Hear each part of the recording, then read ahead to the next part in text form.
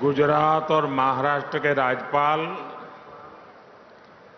आचार्य देवव्रत जी, दिल्ली की मुख्यमंत्री रेखा गुप्ता जी, ज्ञान ज्योति महोत्सव आयोजन समिति के चेयरमैन सुरेंद्र कुमार आर्य जी, डीएवी कॉलेज मैनेजिंग कमेटी के प्रेसिडेंट पूनम सूरी जी, वरिष्ठ आर्य सन्यासी स्वामी देवव्रत सरस्वती जी, विभिन्न आर्य प्रतिनिधि सभा के प्रेसिडेंट और वाइस प्रेसिडेंट, देश और दुनिया भर से आए आर्य समाज के सभी व्रती, देवी और सज्जनों, सबसे पहले मुझे आने में विलंब हो गया, इसके लिए आप सबकी क्षमा मांगता हूं।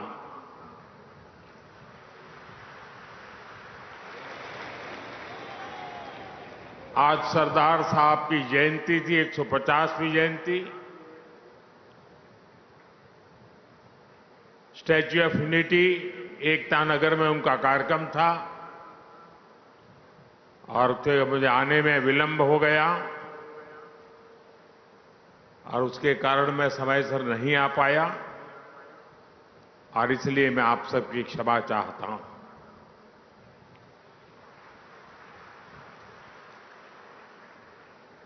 जब हम यहां आए तो प्रारंभ में जो मंत्र सुने, उनकी ऊर्जा अब भी हम सब महसूस कर रहे हैं।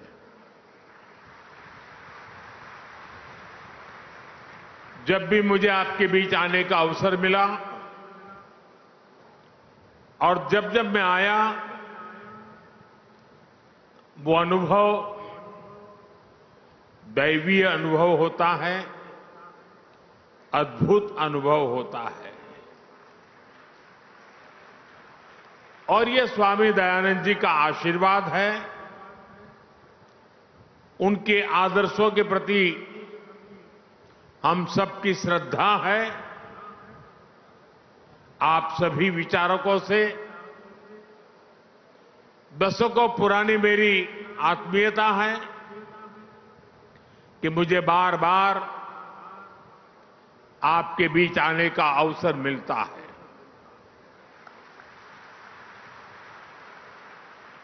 और जब भी मैं आपसे मिलता हूं, आपसे संवाद करता हूं, एक अलग ही ऊर्जा से, एक अलग ही प्रेरणा से भर जाता हूं। और मुझे भी बताया गया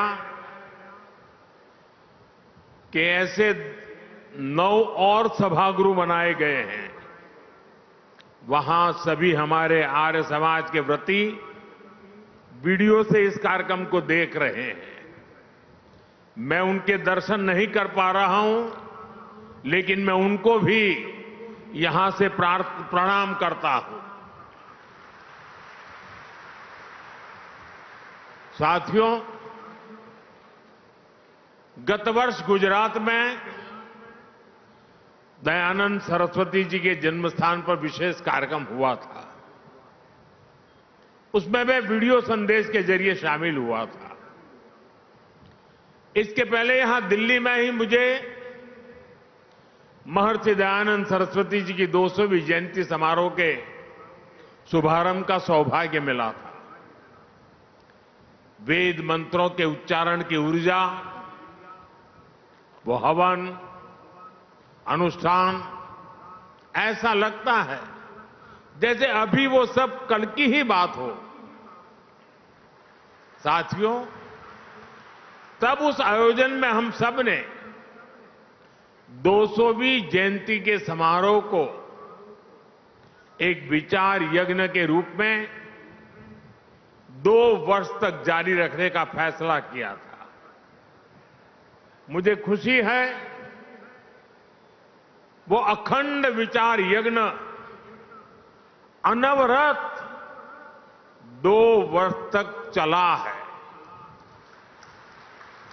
समय समय पर मुझे आपके प्रयासों और कार्यक्रमों की जानकारी भी मिलती रही है और आज मुझे एक बार फिर आर्य समाज के 150वें स्थापना वर्ष के इस आयोजन में अपनी एक और भाव आहुति देने का अवसर मिला है।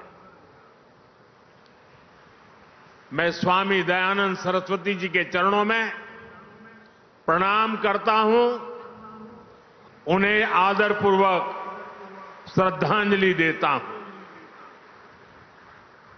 मैं आप सभी को इस अंतर्राष्ट्रीय समिट के लिए हार्दिक शुभकामनाएं देता हूं।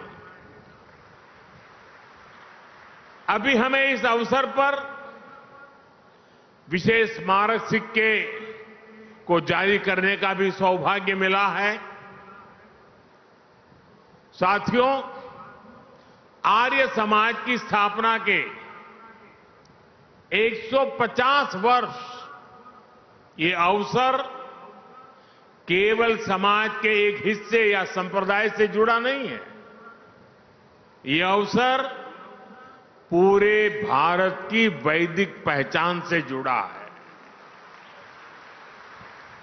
ये अवसर भारत के उस विचार से जुड़ा है जो गंगा के प्रवाह की तरह खुद को परिष्कृत करने की सेल्फ प्यूरिफिकेशन की ताकत रखता है।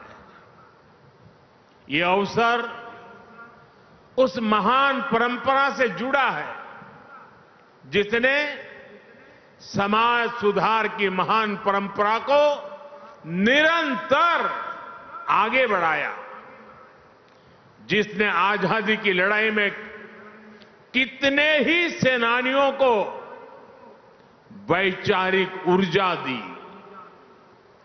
लाला लाजपत राय, हुतात्मा रामप्रसाद बिस्मिल, ऐसे कितने ही क्रांतिकारियों ने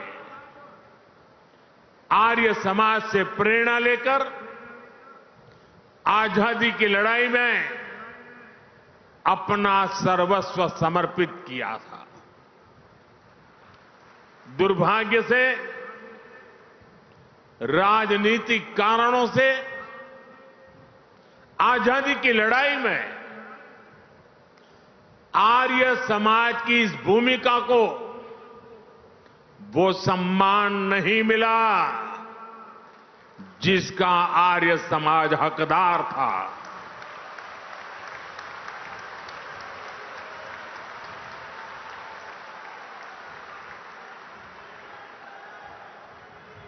साथियों, आर्य समाज अपनी स्थापना से लेकर आज तक प्रबल राष्ट्र भक्तों की संस्था रही है। आर्य समाज निर्भीक होकर भारतीयता की बात करने वाली संस्था रही है। भारत विरोधी कोई भी सोच हो, विदेशी विचारधाराओं को थोपने वाले लोग हो, विभाजनकारी मानसिकता हो, सांस्कृतिक प्रदूषण के दुष्प्रयास हो, आर्य समाज ने हमेशा इनको चुनौती दी है।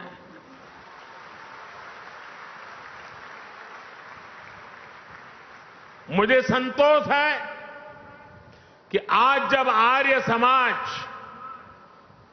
और उसकी स्थापना के 150 वर्ष हो रहे हैं, तो समाज और देश दयानंद सरस्वती जी के महान विचारों को इस विराट स्वरूप में नमन कर रहा है।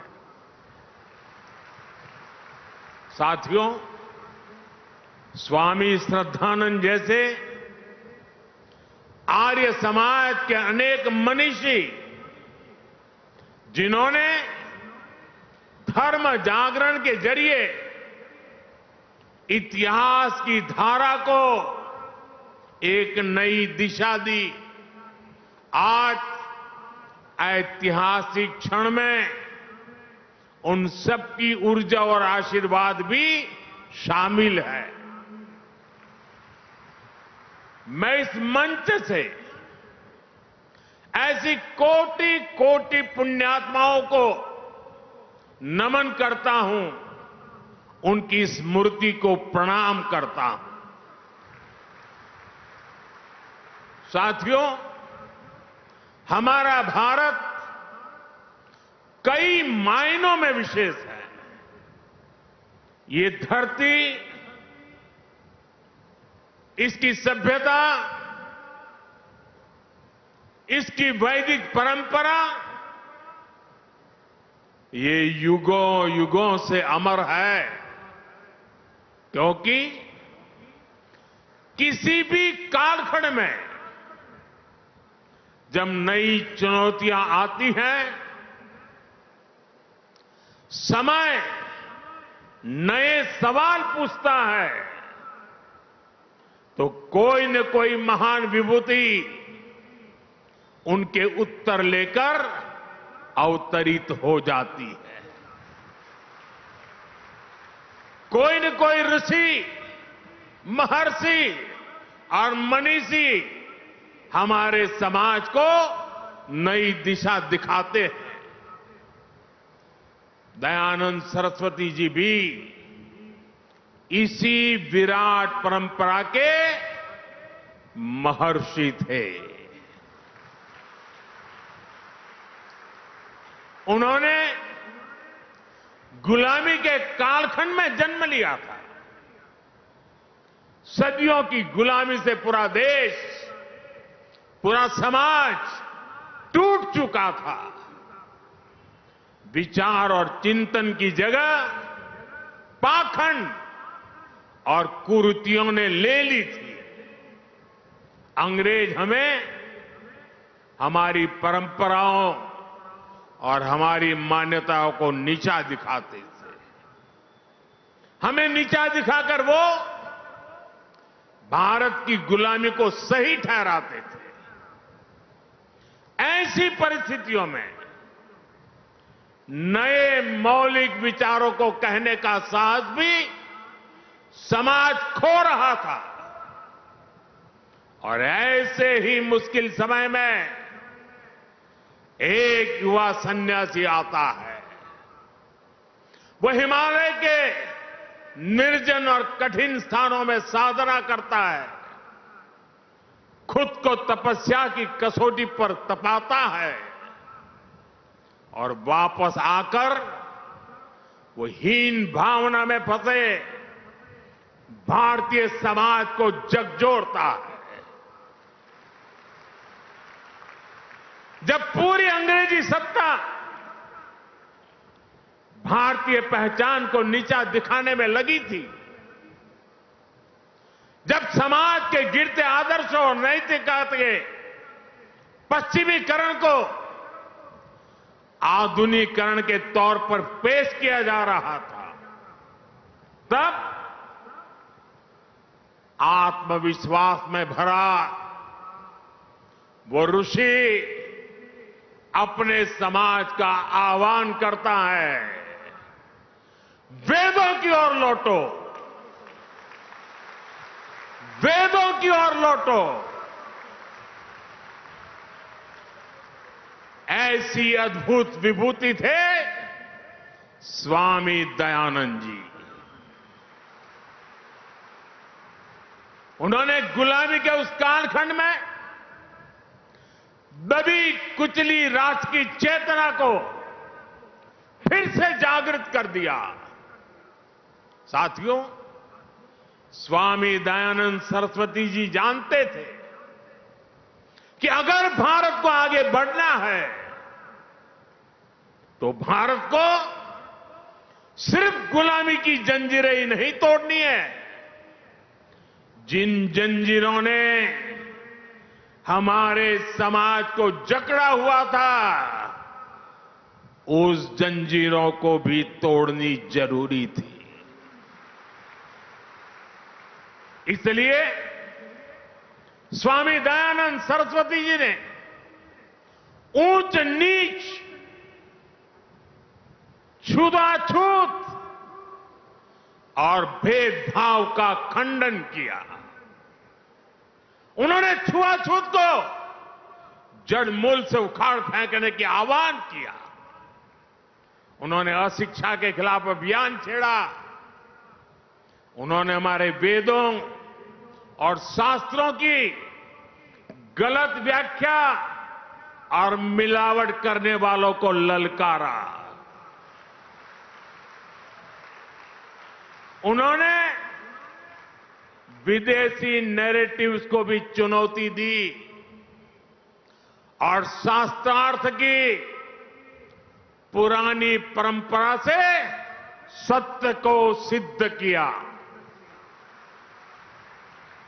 साथियों, स्वामी दयानंद जी युगदृष्टा महापुरुष थे। वो जानते थे, चाहे व्यक्ति निर्माण हो या समाज निर्माण, उसके नेतृत्व में नारी शक्ति की बहुत बड़ी भूमिका होती है।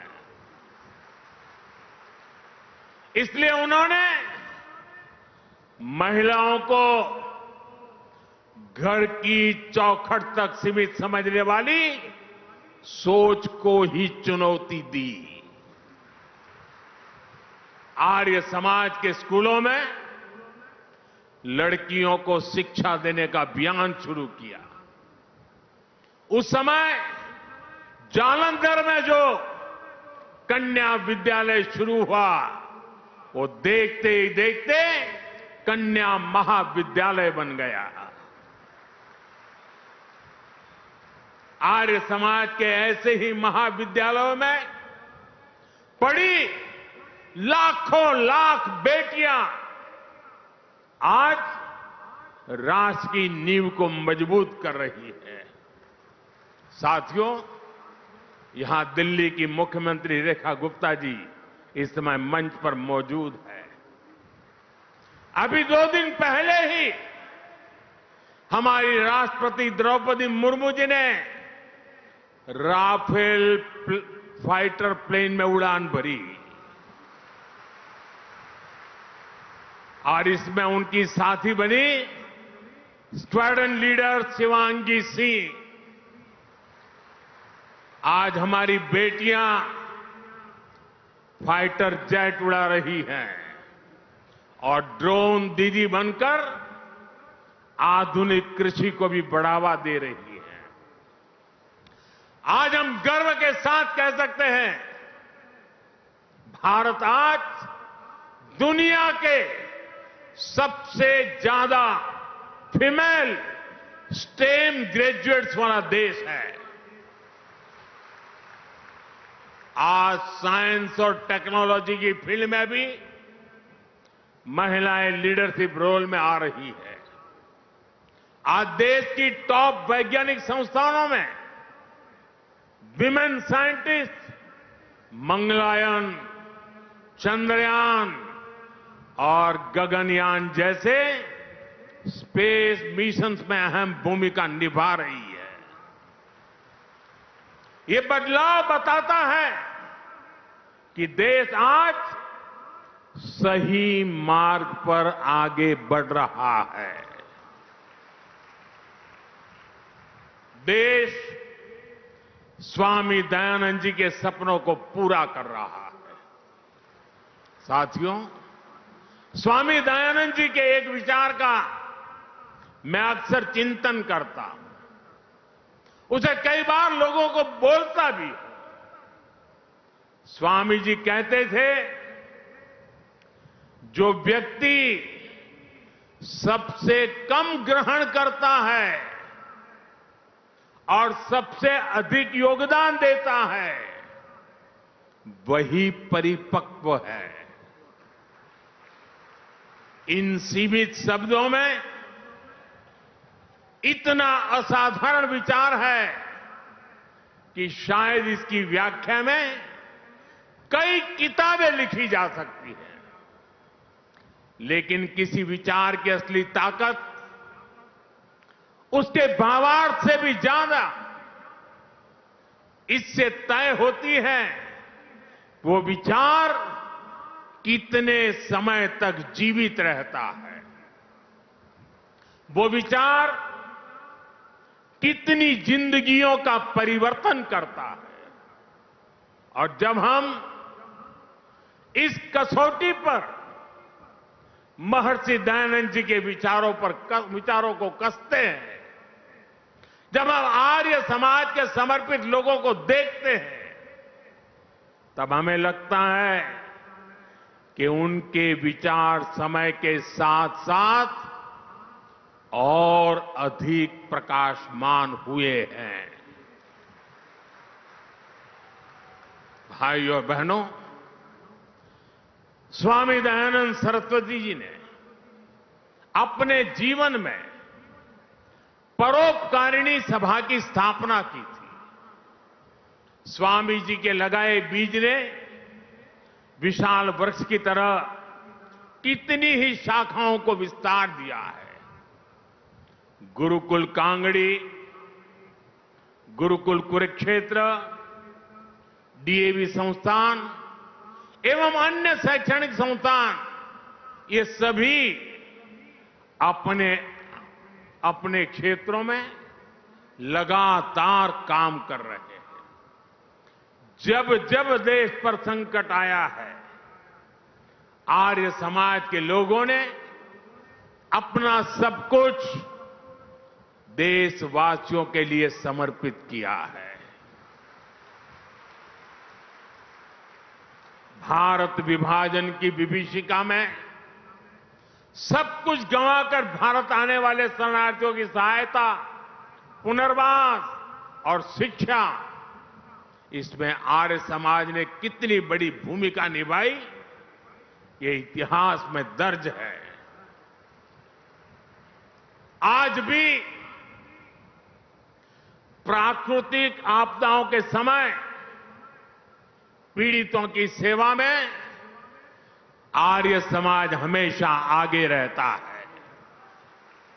भाइयों और बहनों, आर्य समाज के जिन कार्यों का ऋण देश पर है, उनमें एक अहम कार्य देश की गुरुकुल परंपरा को जीवित रखना भी है। एक समय गुरुकुलों की ताकत से ही भारत ज्ञान विज्ञान के शिखर पर था। गुलामी के दौर में इस व्यवस्था पर जानबूझकर प्रहार किए गए। इससे हमारा ज्ञान नष्ट हुआ, हमारे संस्कार नष्ट हुए, नई पीढ़ी कमजोर हुई। आर्य समाज ने आगे आकर ध्वस्त होती गुरुकुल परंपरा को बचाया। यही नहीं, समय के मुताबिक आर्य समाज के गुरुकुलों ने खुद को परिष्कृत भी किया, उसमें आधुनिक शिक्षा का समावेश भी किया। आज जब देश राष्ट्रीय शिक्षा नीति के जरिए एक बार फिर शिक्षा को मूल्य और चरित्र निर्माण से जोड़ रहा है, तो मैं भारत की इस पवित्र ज्ञान परंपरा की रक्षा के लिए आर्य समाज का आभार भी करता हूं। साथियों, हमारे वेदों का वाक्य है कृण्वन्तो विश्वमार्यम, अर्थात हम पूरे विश्व को श्रेष्ठ बनाएं, उसे श्रेष्ठ विचारों की ओर लेकर के जाएं। स्वामी दयानंद जी ने इसी वेद वाक्य को आर्य समाज का ध्येय वाक्य बनाया। आज यही वेद वाक्य भारत की विकास यात्रा का मूल मंत्र भी है। भारत के विकास से विश्व का कल्याण, भारत की समृद्धि से मानवता की सेवा, देश इसी विजन पर आगे बढ़ रहा है। आज भारत सस्टेनेबल डेवलपमेंट की दिशा में एक प्रमुख ग्लोबल वॉइस बन चुका है। जिस तरह स्वामी जी ने वेदों की ओर लौटने का आह्वान किया था, उसी तरह आज भारत वैदिक जीवन पद्धति और आदर्शों की ओर लौटने की बात ग्लोबल स्टेज पर कर रहा है। इसके लिए हमने मिशन लाइफ लॉन्च किया है। पूरे विश्व से इसे सपोर्ट मिल रहा है। One sun, one world, one grid vision के जरिए हम क्लीन एनर्जी को भी एक ग्लोबल मूवमेंट में बदल रहे हैं। हमारा योग भी आज अंतर्राष्ट्रीय योग दिवस के जरिए दुनिया के 190 से ज्यादा देशों में पहुंच चुका है। जीवन में योग को अंगीकार करने की, योगमय जीवन जीने की ये पहल, पर्यावरण से जुड़े लाइफ जैसे मिशन, ये वैश्विक अभियान पूरी दुनिया आज जिनमें रुचि दिखा रही है, आर्य समाज के लोगों के लिए तो ये उनके जीवन और अनुशासन का हिस्सा है।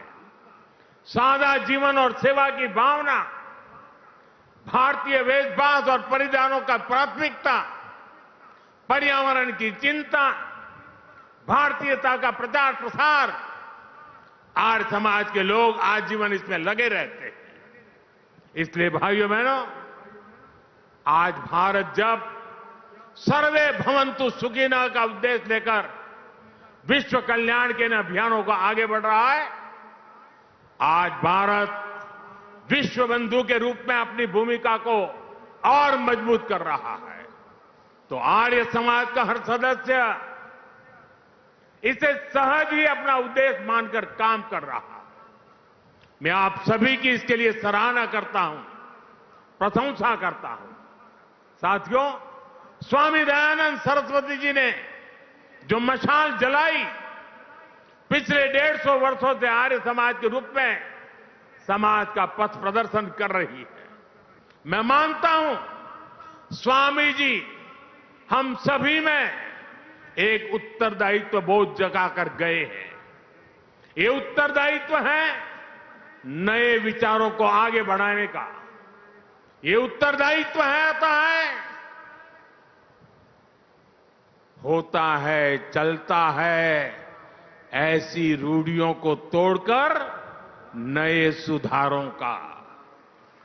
आप सभी का मुझ पर इतना स्नेह रहा है, इसलिए मैं आज आपसे कुछ मांगने के लिए भी आया हूं, कुछ आग्रह भी करने आया हूं। मांग सकता हूं ना? मांग सकता हूं ना?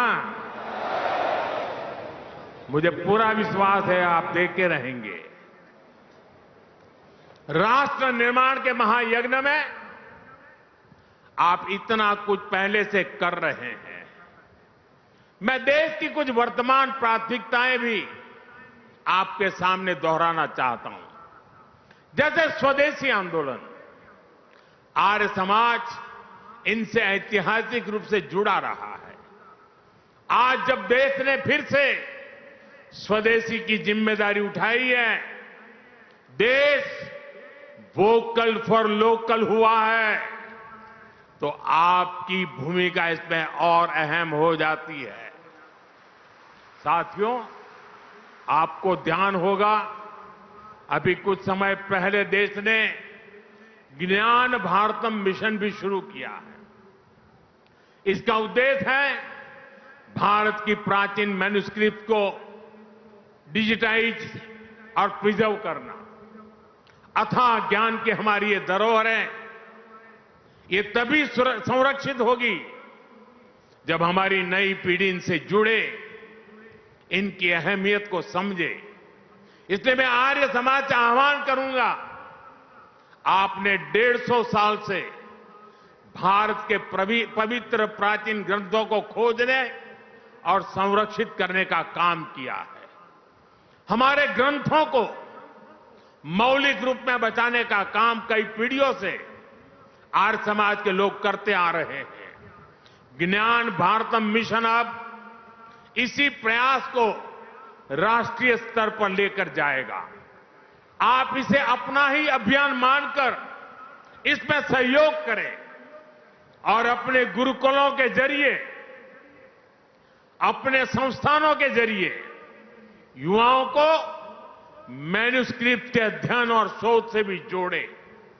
साथियों, महर्षि दयानंद जी की 200वीं जयंती के अवसर पर मैंने यज्ञ में प्रयोग होने वाले अनाजों की चर्चा की थी।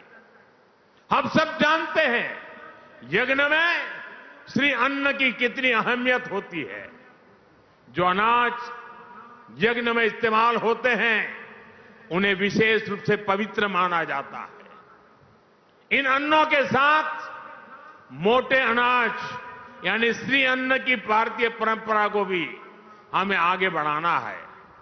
यज्ञ में प्रयोग होने वाले अन्न की एक खूबी ये भी होती है कि उनकी पैदावार प्राकृतिक रूप से होनी चाहिए।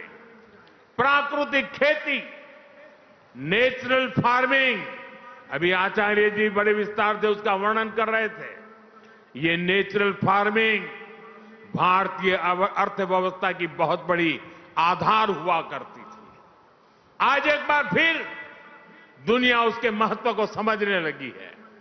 मेरा आग्रह है, आर्य समाज नेचुरल फार्मिंग के आर्थिक और आध्यात्मिक पहलू के प्रति भी लोगों को जागरूक करे। साथियों, एक और विषय है, जल संरक्षण का भी है। आज देश गांव-गांव साफ पानी पहुंचाने के लिए जल जीवन मिशन पर काम कर रहा है। जल जीवन मिशन अपने आप में दुनिया का सबसे बड़ा अनूठा अभियान है, लेकिन हमें ध्यान रखना है, पानी पहुंचाने के संसाधन तभी काम करेंगे जब आने वाली पीढ़ियों के लिए पर्याप्त पानी बचेगा। इसके लिए हम ड्रिप इरिगेशन से खेती को बढ़ावा दे रहे हैं। देश में 60,000 से ज्यादा अमृत सरोवर बनाने का भी काम हुआ है। हमें चाहिए सरकार के इन प्रयासों के साथ साथ समाज खुद भी आगे आए। हमारे यहां गांव-गांव तालाब, सरोवर, कुआं और वापी होते थे। बदलते हालातों में उनकी उपेक्षा होती गई और वो सूखते चले गए। हमें लोगों को अपने इन प्राकृतिक संसाधनों को बचाने के लिए निरंतर जागृत करना है। कैच द रेन जो सरकार का अभियान है, रिचार्जिंग वेल बनाने का जो अभियान है, वर्षा का पानी का उपयोग रिचार्जिंग के लिए करना, ये समय की मांग है। साथियों, बीते काफी समय से देश में एक पेड़ मां के नाम अभियान भी खूब सफल हुआ है। ये अभियान केवल कुछ दिनों या वर्षों का नहीं है, वृक्षारोपण सतत चलने वाला अभियान है। आर्य समाज के लोग इस अभियान से भी ज्यादा लोगों को जोड़ सकते हैं। साथियों, हमारे वेद हमें सिखाते हैं, संगच्छध्वम संवदध्वम संवो मनासी जानताम, अर्थात हम एक साथ चले, एक साथ बोले और एक दूसरे के मन को जाने, यानी एक दूसरे के विचारों का सम्मान करें। वेदों के इसी आह्वान को हमें राष्ट्र के आह्वान के रूप में भी देखना है। हमें देश के संकल्पों को अपना संकल्प बनाना है। हमें जन भागीदारी की भावना से सामूहिक प्रयासों को आगे बढ़ाना है। इन 150 वर्षों में आर्य समाज ने इसी भावना से काम किया है। इसी भावना को हमें निरंतर सशक्त करना है। मुझे विश्वास है महर्षि दयानंद सरस्वती जी के विचार इसी तरह मानवता के कल्याण का मार्ग प्रशस्त करते रहेंगे। इसी कामना के साथ एक बार फिर आप सभी को आर्य समाज के 150 वर्ष की हार्दिक शुभकामनाएं देता हूं। आप सबका बहुत बहुत धन्यवाद। नमस्कार।